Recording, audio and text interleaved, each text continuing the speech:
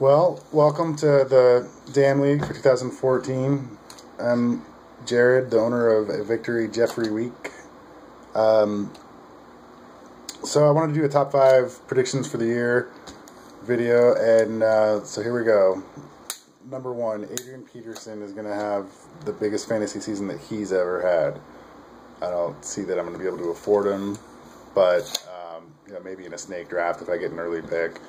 They're supposed to be dumping the ball off to him a bunch this year. North Turner is going to finally make him into a receiving running back, which somebody should have done with him years ago.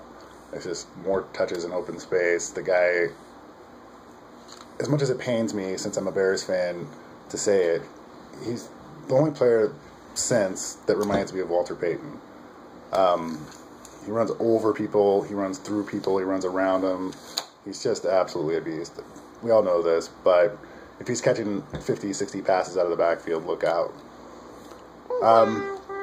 I've got 2 busts for the year. Julian Edelman.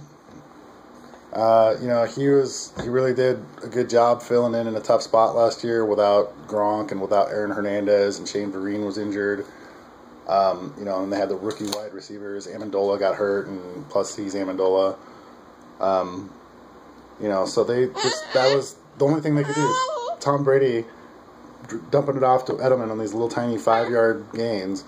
I just don't see that happening this year. I think if Gronk plays, let's say, half the season, and if Vereen is healthy, and I think those young receivers are going to take a step forward. Maybe Brandon LaFell makes some noise, or somebody else that we haven't heard of yet.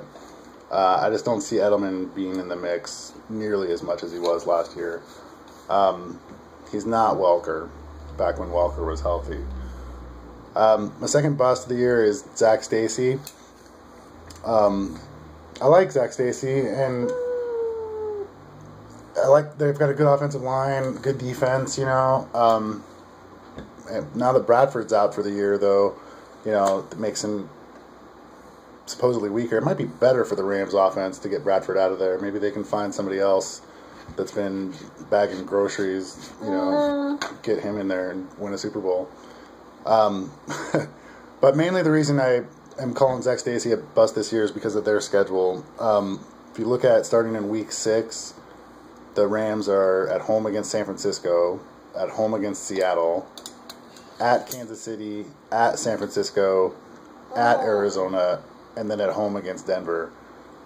That's a brutal run that I don't want to have anything to do with. I know you can't read into schedules too much, but at least they're not in Seattle during that stretch, I guess.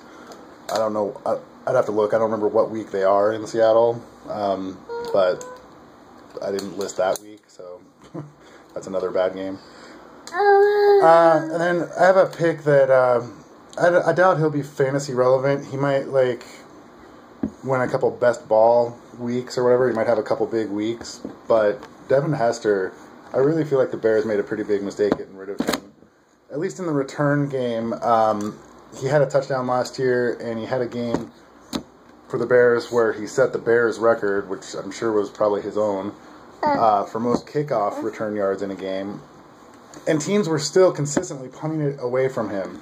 I mean, he's like an average to great kickoff returner, but he's the best by a wide margin as a punt returner. He's just so dangerous as a punt returner, and he was doing that in Soldier Field and Lambeau. Now he's going to be in Atlanta on field turf indoors. I haven't looked at the rest of Atlanta's schedule if they have any other sort of favorable field conditions, but that's a heck of a pickup for them. And in training camp in the preseason, Hester is looking like he might win the slot receiver position. I mean, I think you figure Harry Douglas is sort of the, handcuff to Julio and or Roddy White. But I think that in 3 receiver sets, Hester's going to be the guy in the slot, and in 4 receiver sets, he would be out there somewhere too. I'm not saying he's going to be fantasy relevant at any point, but I do think he'll have a couple big weeks. And I think he'll definitely break the all-time return record that he's currently tied with Deion Sanders for. Anyway, enough about Devin Hester. My final prediction for the year is, I'm not saying either one of these teams is going to go undefeated, but I just am so impressed with how good both Denver and Seattle are.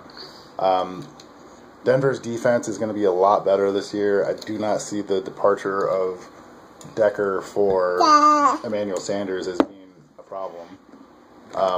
I think Monte Ball is maybe better than Moreno. We'll see.